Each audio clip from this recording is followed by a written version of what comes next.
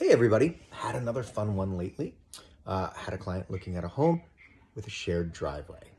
Now, what is a shared driveway? Well, it usually comes about when one property gets split into two or more. And in order to get driveway access to the other lots, the driveway has to come through the first lot. What does it mean practically? Because this is an easement, but I'm not going to bore you with the legalities of it. What does it mean practically? Well, practically, if I buy the home that has the shared driveway on my property, I own that property, but I don't have 100% control over it. And what I mean by that, any other home I buy with a driveway on it, I can wake up one morning and say, I would rather have a pool there. Let's move the driveway to the other side. I can't do that in this case. In order to purchase the home, I had to sign an agreement, it's part of the deeding, that stipulates that I will maintain the driveway right there and continue to allow my neighbor access to their home with that driveway.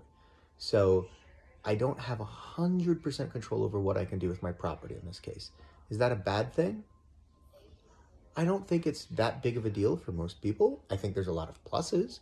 For example, if the driveway needs to be resealed, repaved, if it needs to have snow removal contracts signed for getting rid of all that kind of stuff, that's great because I'm sharing it, all those costs with my neighbor.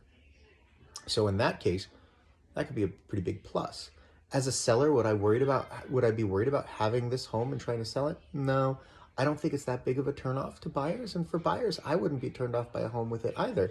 Yes, it is going to require you to maintain good neighborly relations, but don't we all want to do that anyway?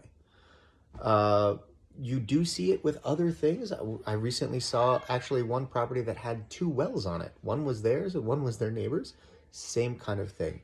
You don't have 100% control. You can't decide to get rid of that second well. You are obligated to let it continue to operate for your neighbor. All right? If you ever have any questions like this, feel free to reach out. Otherwise, good luck.